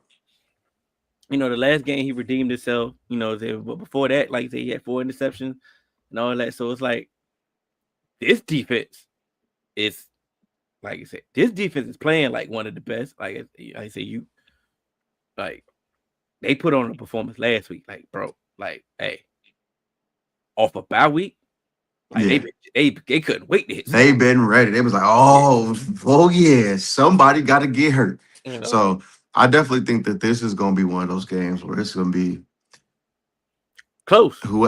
Yeah, it's going to be one of those because again, it's also a divisional matchup. So you gotta protect the ball, but still be willing to make the big play. And it is in Seattle, so it's going to be one of those. So we know it's going to be loud. Mm-hmm. And it's probably not. It's probably not going to be the warmest either. You know what I'm saying? Because Seattle get cold, so that's a thing too. Because we've seen a lot. We've seen a lot of Matthew Stafford indoors and outdoors. It ain't really his thing. He showed up in Chicago and made some great throws. But again, like I said about Bo Nix, he didn't play the best. Mm-mm. He made throws when it counted. So again, it's one of those things where it's like, hey, you can get after him, and he'll turn into like I said. I'll say it every week. He could turn into Christmas. Mm-hmm. So, you know, with that defense, it's gonna be tough. I think this is gonna be a defensive matchup, and we're gonna see both of these quarterbacks in hell. It's going. I think we're gonna still be into some good games. We're gonna still. Oh yeah, it's definitely gonna be some good games, but I just think that This this is one of the ones that we gonna see some bodies flying. this has been a great playoffs, bro. This has been one of my favorite playoffs that I've seen in a while. I'm talking about from wild card weekend to now. Like we've had some great games, we've had some entertaining stories. Like we've had some things happen that we never thought I've like ever seen. Like, bro, I swear to like Caleb Williams, that was one of the best throws I've ever seen Yeah, with like and like including like when you include the stakes that were involved in yeah. that, That's that that's might that's that might be one of the best throws ever. Like falling off of your back foot, throwing it like 45 yards on the dot. God. Fourth Come down. on, man. Fourth down, fourth and game. Yeah, It was literally fourth and game. yeah. See, that's that. Like you said, when you add all that to it, it's like, man, that might be the best throw I've ever seen. Like, Yeah, and like and of course it sucks because it'll get forgotten in history because they lost that game. So that sucks. yeah, But I'm telling you, bro, like that's one of the things. Like I said, I think I can't remember if I said it on the pod last time because they did some crazy shit. But bro, that's the shit that's like that's why you draft him number yeah, one overall. Dude, normal people can't do that. yeah. Nah, That's the stuff you look at as like, oh yeah, that's a number one pick. yeah. That's what we drafted you for. But and like I think more so I think we can expound on this next week if we record. Um, it's been more about the teams, man. Yeah. Like, and I get it, and they've been trying to force feed us like, oh man, making this a quarterback thing, but it's been about the teams, bro. And it's really been about the teams because a lot of these quarterbacks have not played well, even when they win. So you have to give props to the teams. But some of these quarterbacks have played well. Right. You know what I'm saying? Like you said, like if we like, bro, Trevor. Oh, I get it. Trevor Lawrence it was a tip pass and interception at the end of the game. Trevor Lawrence was looking like number one overall pick. Like, For sure. And you know another reason why it's been about the teams? Because Mahomes wasn't there, Lamar wasn't there, Burrow wasn't there, mhm. and Herbert did what Herbert normally do, so they couldn't use it to prop him up. So it was really your stars in this were Josh Allen and Matt Stafford, because Caleb, like, even though Caleb Williams was a number one overall pick, he hasn't ascended to that level yet where it's like you can say like, oh, he's just, like he's he's who we're expecting to win a championship type thing. So where they can put it on the marquee. Yes, you can put it on the marquee when they do the team photo, you're gonna put him up there. But it's like it's not one of those names where it's like, oh, this is a legacy game almost because it's year two for the boy. It's year but two for Drake May type thing. So but that's why you are able to sell those teams. but they still been trying to do it. I know They they still, still trying to. I know they still trying to do it, but and, it's and so like the teams have not been like the teams have literally been showing up to make it where it's like, no, you need to talk about all of us. and and that's the thing. Cause like I can pinpoint even when y'all run, even when Burrow, when the Bengals went on that run, the defense played a big major part in Yeah. in both of those playoff runs. You know what I'm saying? Oh, we've been talking about how the offense has been regressing for a while in Kansas City. You know what I'm saying? It's a reason why it's still been a team thing. Like, ain't nothing new. I Yeah, get for it. sure. No. I get what you're saying. You can't sell it like it, like, oh man, these quarterbacks is the ones that's holding it down. Like you said, I get it. Sam Darnold was out there just chilling last week. You know what I'm saying? Don't mess this up. Like, you know what I'm saying? Like, You know what I'm saying? here, Yeah, here, Zach. you know Here, what I'm Kenny. saying? And that's cool. But like I said, at the same time, Bo Nix ball. Did we expect Bo Nix to ball like that? No. You know what I'm saying? But the defense was still, like I said, even Josh Allen played like shit.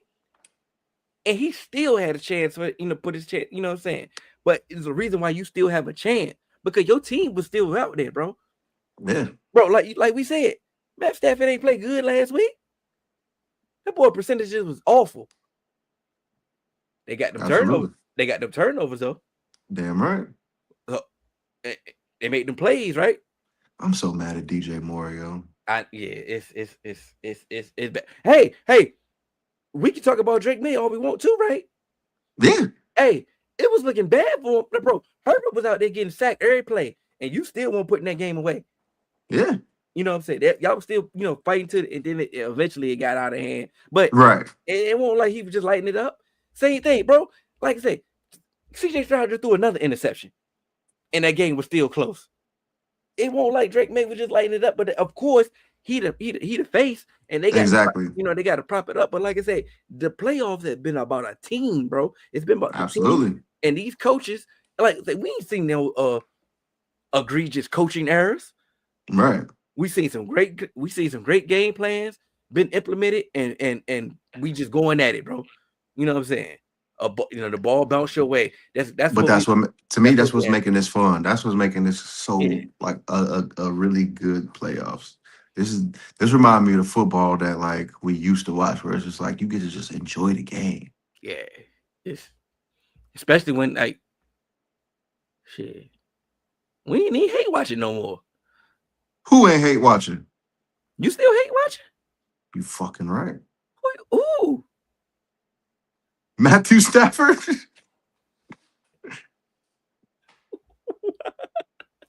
Bro, I do not want him to get this, dog, because they're going to put him in the Hall of Fame, and I'm going to be so mad. Bro, you see Colin tried to do the, if they win the Super Bowl, he got a better career than Aaron. Yes, like, come on. Bro, I've never seen somebody turn into a Hall of Fame quarterback through 5 years of their career. Off 5 years. I mean, I wouldn't be mad at it, bro, if he win it again. If the Rams win it again, based off the season that he had, like I said, he could win the MVP. But that's and again, I get that, but it's just like, hey, dog, I seen your coach go to the Super Bowl with Jared Goff, and a lot of that, like, I understand because Jared Goff looking good there. But again, we seen what he had with Ben Johnson. It's like, man, you was the number 1 overall pick. Wasn't nobody saying shit about you for damn near 10 years. And you wasn't even good in the playoffs that y'all won the Super Bowl in. And now motherfuckers is making you a Hall of Famer. I'm not even saying it's not like he's played bad in Los Angeles. But he's not a Hall of Fame quarterback, yo. If they win again.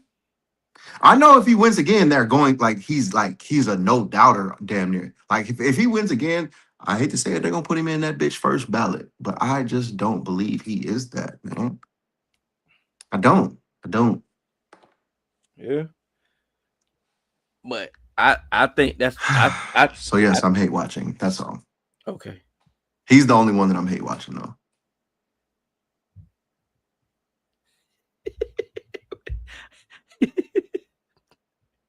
So we Hall of Fame, baby.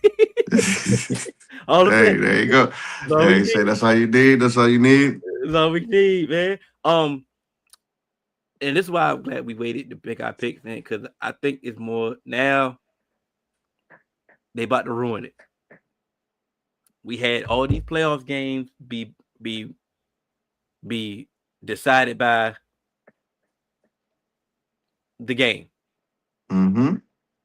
You know what I'm saying? You can make a storyline out of every. You could have made a story. You could have made a storyline out of everything. It might have been that. It could have been nasty, but hey, Broncos and the Seahawks in the Super Bowl. Hey, these two defenses came in, collided, bro. Hey, we bringing back old school football. They could have made us. You know, it's a rematch. You know what I'm saying? They could have sold it. Is all I'm saying. They can't sell nothing else but Drake May and Matthew Stafford at this point. They are desperately going to need that to survive the Super Bowl. Because Jared Stidham and Sam Darnold in the Super Bowl? Nah. Because even if the Broncos would have went with a healthy Bo Nix, the star of their team is still Sean Payton. And they would have been, gassing up Sean Payton as one of the greatest coaches ever. So he might have been top 5 if they won another one and stuff like that. So the same way that you were talking about, Matt Stafford, he was going to get that same gas. So they could have sold it. They could have sold it. It just don't hit the same. It just don't hit the same. That's a little Reggie versus Zai, bro. But now you got the young up and coming up-and-coming quarterback, Drake May. He already ready to be in the elite category. Hold on, but wait. MVP. Who did Tom Brady get his first Super Bowl against? Damn. I ain't even put that together. I ain't do the science. Mm-hmm. I ain't even do that science. We got this rematch again multiple times.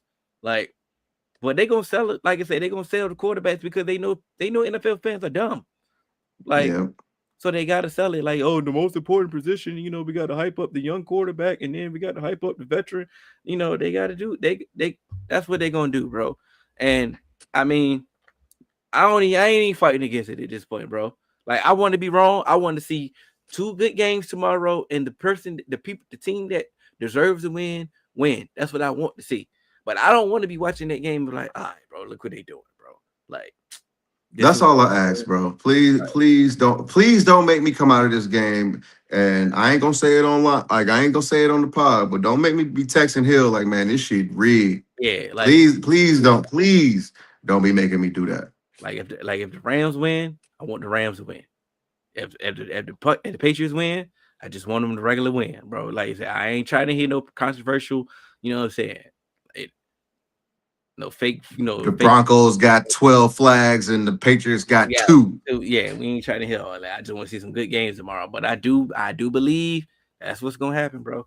I just believe that they need something to sell for 2 weeks, bro. You can't sell Jared Stidham and Sam Darnold for 2 weeks, bro. I know, man. You can't sell that for 2 weeks, but you damn sure can sell Drake May and Matthew Stafford, the 2 front runners for the MVP. Hey, man.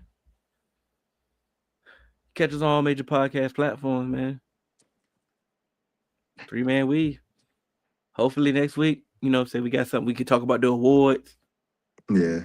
We might have a guest. See what we got. See what we got going on. We might do a little something. Well, I appreciate y'all, man. We're gonna break this up, so don't worry. Y'all ain't gotta watch the whole 2 hours, man. We good. We got y'all, man. Yeah. But hey, y'all about to be snowed in anyway. Exactly. Yeah. Get your little snow day 3-Man Weave in. Yeah. So, you dig what I'm saying? So we out, man.